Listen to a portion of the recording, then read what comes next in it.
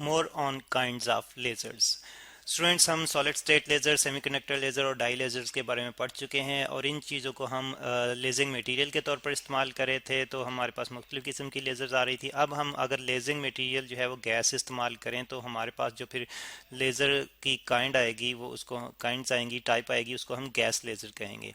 तो गैस जो यहाँ पे हम लेजिंग मटेरियल के तौर पर इस्तेमाल करेंगे, लेजिंग मीडियम। तो गैसेस को हम मुख्तलिफ फॉर्म में इस्तेमाल कर सकते हैं। मुख्तलिफ फॉर्म से क्या मुराद है? तो उसमें यह है कि हम गैस को न्यूट्रल एटम के तौर पर भी इस्तेमाल कर सकते हैं, यानी कि गैसेस जो हैं वो न्यूट्रल फॉर्म में हो, न्यूट्रल एटॉमिक फॉर्म में हो, न्यूट्रल एटम। तो उसकी मदद से हम लेज़र बनाएंगे। और इस सिलसिले में जो हमारे पास मिसाल है वो हीलियम नियॉन लेज़र की है। हीलियम और नियॉन को कम्बाइनली इस्तेमाल किया जाता है लेज़र बनाने के लिए, और हीलियम और नियॉन के न्यूट्रल एटम्स को इस्तेमाल किया जाता है एटॉमिक फार्म में न्यूट्रल एटम्स को। तो हम गैस लेज़र बनाते हैं, हीलियम नियॉन लेज़र। और फिर हम गैस की एक और फॉर्म भी इस्तेमाल कर सकते हैं, आयनक फॉर्म। हम गैसेस को आयंस की फॉर्म में इस्तेमाल करते हैं लेजिंग मटीरियल मीडियम के तौर पर, और उसकी मदद से फिर हम जो है वो गैस बनाते हैं। और इस सिलसिले में जो हमारे पास मिसाल है वो आर्गन की है। आर्गन गैस को जो है वो आयन के तौर पर इस्तेमाल किया जाता है, ए आर पॉजिटिव आयन के तौर पर, और इसकी मदद से फिर लेज़र बनाई जाती है। और फिर इसके साथ साथ गैस की एक और फॉर्म भी इस्तेमाल हम कर सकते हैं जो कि है मॉलिक्यूलर फॉर्म। मॉलिक्यूलर फॉर्म, ठीक है। तो मॉलिक्यूलर फॉर्म में हम हमारे पास जो एग्जांपल है वो कार्बन डाइऑक्साइड गैस है। कार्बन डाइऑक्साइड गैस को इस्तेमाल किया जाता है, यानी कि ये एक मॉलिक्यूलर फॉर्म है, और इस कार्बन डाइऑक्साइड को इस्तेमाल किया जाता है लेजिंग मीडियम के तौर पर लेज़र बनाने के लिए। तो थोड़ा सा इंट्रोडक्शन हम लेंगे हीलियम नियॉन लेज़र के बारे में। इसके बारे में हम अलग से भी एक लेक्चर में डिस्कस कर चुके हैं, लेकिन यहाँ पे शॉर्टली इसको डिस्कस करेंगे। हीलियम को मैं फिर उसके सिंबल से ही ज़ाहिर कर रहा हूँ, नियॉन को भी उसके सिंबल से ही ज़ाहिर कर रहा हूँ, हीलियम नियॉन लेज़र। तो हीलियम नियॉन लेज़र में हम हीलियम और नियॉन को मिक्सचर यानी कि इनको कंबाइनली इस्तेमाल करते हैं और न्यूट्रल एटम्स की फॉर्म में इस्तेमाल करते हैं। लेकिन इसमें जो लेजिंग एक्चुअल लेजिंग मीडियम जो होता है वो नियॉन ही होता है। नियॉन जो है ये एक्चुअली लेजिंग मीडियम है, यानी कि पॉपुलेशन इन्वर्जन और स्टिमुलेटेड एमिशन जो है वो इसी में होती है, लेजिंग मीडियम। तो यहाँ पे फिर हीलियम का क्या काम है? तो स्टूडेंट्स, हीलियम एक्चुअली एक्साइट करवाने के काम आती है, एक्साइट्स नियॉन को। तो ताकि नियॉन जो है अपनी मेटास्टेबल स्टेट में चली जाए और साथ साथ पॉपुलेशन इन्वर्जन भी हो जाए नियॉन की मेटास्टेबल स्टेट और निचली वाली स्टेट के दरमियान। तो हीलियम जो है फिर नियॉन को एक्साइट कराने के काम आती है। और फिर हीलियम नियॉन लेज़र जब हम बनाते हैं तो उसमें हमें मुख्तलिफ़ किस्म की वेवलेंथ की लेज़र मिलती है। तो उसमें से फिर हम अपनी मर्ज़ी की वेवलेंथ की लेज़र जो है वो आउटपुट के तौर पर सिलेक्ट कर सकते हैं। तो इस सिलसिले में हम देखते हैं कि हमें जो है वो 632.8 नैनोमीटर की वेवलेंथ भी मिल सकती है हीलियम नियॉन इस्तेमाल करते हुए। इसको अप्रॉक्सीमेटली हम लिख सकते हैं 633 नैनोमीटर। और फिर बाकी पॉसिबल वेवलेंथ जो हमें मिल सकती हैं वो उनमें से हम देखते हैं कि हमें 1150 नैनोमीटर की लेज़र भी मिल सकती है और हीलियम नियॉन को इस्तेमाल करते हुए, और 3390 नैनोमीटर की वेवलेंथ की लेज़र भी हमें मिल सकती है हीलियम नियॉन को ही इस्तेमाल करते हुए।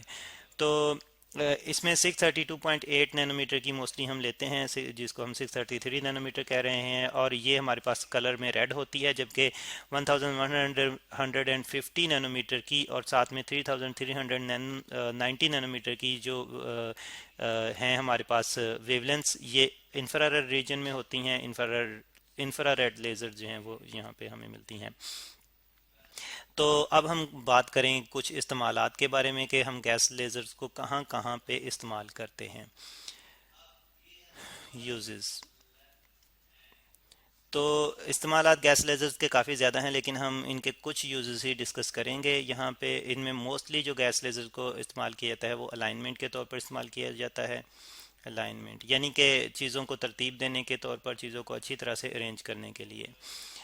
तो अलाइनमेंट हमने मुख्तलिफ़ जगहों पे मशीनरी या किसी इक्विपमेंट्स की या एक्सपेरिमेंटल सेटअप की जो है वो अलाइनमेंट करनी होती है, उसको तरतीब देना होता है, इन लाइन करना होता है, तो उस मकसद के लिए हमारे पास लेज़र जो हैं वो बहुत हेल्पफुल हैं, क्योंकि यूनी डायरेक्शनल हैं, कोहेरेंट हैं। और इस सिलसिले में फिर हम गैस लेज़र्स को देखें तो ये हाईली यूनी डायरेक्शनल, कोहेरेंट और इनकी बीम प्रॉपर्टीज़ बहुत अच्छी होती हैं, इसलिए गैस लेज़र को हम मोस्टली अलाइनमेंट के तौर पर इस्तेमाल करते हैं। यहाँ पे आप देख रहे हैं लेज़र बीम्स की मदद से एक एरिया सेलेक्ट किया गया है। असल में हम कोई डिवाइस को मशीनरी यहाँ पे फिक्स करना चाहते हैं और अच्छे तरीके से अलाइन करना चाहते हैं उसको, तो उस मकसद के लिए हमने फिर लेज़र्स की मदद ली है। तो इसी तरह से हम जो है वो स्पॉटिंग भी करते हैं, यानी कि अलाइनमेंट का कॉन्सेप्ट ही यूज़ करते हुए हम स्पॉटिंग करते हैं। और जैसे कि यहाँ पे आप देख रहे हैं कि एक टनल बनाई जा रही है, इस टनल को बिल्कुल सीध में रखने के लिए हम गैस लेज़र यहाँ पे इस्तेमाल कर रहे हैं। गैस लेज़र जो है वो स्पॉट आउट कर रही है यहाँ पे, और उस पॉइंट पे फिर मशीनरी की मदद से ड्रिलिंग की जा रही है। और फिर नेक्स्ट यूज़ की हम बात करते हैं, तो अगले यूज़ की अगर हम बात करें तो हम होलोग्राफी के लिए इस्तेमाल करते हैं गैस लेज़र्स को। होलोग्राफी, तो होलोग्राफी स्टूडेंट्स एक ऐसी टेक्निक है जिसमें हम थ्री डायमेंशनल इमेजेस बनाते हैं मुख्तलिफ चीज़ों की, मुख्तलिफ स्ट्रक्चर्स की। Three D images, three D images, ठीक है। और उसकी मदद से फिर उन चीज़ों के स्ट्रक्चर को समझना हमारे लिए, स्टडी करना आसान हो जाता है। यहाँ पे आप देख रहे हैं कि हार्ट और उससे रिलेटेड आर्टरीज और वेंस का स्ट्रक्चर जो है वो बनाया गया है, थ्री डायमेंशनल इमेज बनाई गई है। और ये इसको हम, इस तरह की इमेज को हम होलोग्राम कहते हैं, और गैस लेज़र इस्तेमाल करते हुए ये बनाई गई है। तो इसकी मदद से फिर इसको समझना, इसको स्टडी करना जो है वो आसान हो जाता है। इसके अलावा अगले यूज़ की बात करें तो कमर्शली मार्केट्स में जो है वो गैस लेज़र्स का इस्तेमाल किया जाता है स्कैनर के तौर पर। और बार कोड्स अक्सर हम देखते हैं कोई प्रोडक्ट लेते हुए कि उसके ऊपर कुछ लाइनें सी लगी होती हैं जिनके नीचे नंबर भी लिखे होते हैं, तो उनको हम बार कोड कहते हैं। और उस बार कोड को रीड करने के लिए लेज़र का इस्तेमाल किया जाता है, यानी कि एज अ स्कैनर इस्तेमाल की जाती हैं गैस लेज़र्स। तो वो बार कोड जो होते हैं, जैसे कि यहाँ पे आप देख रहे हैं एक प्रोडक्ट का मैंने बार कोड रिप्रेजेंट किया हुआ है। इन बार कोड्स में सारी की सारी इंफॉर्मेशन होती है उस प्रोडक्ट से मुतल्लक, यानी कि उसकी कीमत क्या है, किन किन चीज़ों से वो मिलकर बनी है, वो मकदार में कितनी इस्तेमाल हुई हैं, किस कंपनी ने उसको बनाया है, एक्सपायरी डेट वगैरह क्या है।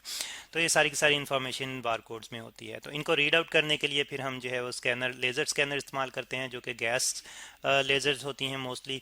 तो यहाँ पे जैसे कि आप देख रहे हैं कि एक लेज़र जो है वो रीड कर रही है, स्कैन कर रही है बार कोड को, तो उसकी मदद से फिर उसके अंदर मौजूद सारी इंफॉर्मेशन जो है हम कंप्यूटर की मदद से समझ सकते हैं, पढ़ सकते हैं।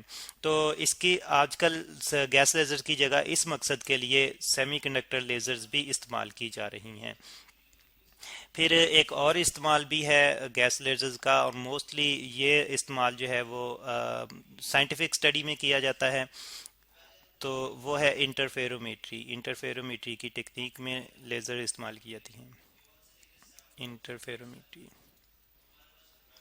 स्टूडेंट्स, इंटरफेरोमीट्री जो है वो एक ऐसी टेक्निक है जिसमें इंटरफेरेंस ऑफ वेव्स का कॉन्सेप्ट इस्तेमाल करते हुए वेव्स की प्रॉपर्टीज़ को करेक्टराइज किया जाता है, समझा जाता है। तो interference of waves, interference interference of EM waves. हम जानते हैं कि लेज़र जो हैं ये भी ईएम वेव्स हैं, लाइट वेव्स ईएम वेव्स हैं। तो लेज़र को भी इंटरफेरोमीट्री की टेक्निक में इस्तेमाल किया जाता है, जिसकी मदद से फिर इनकी प्रॉपर्टीज़ को समझा जाता है।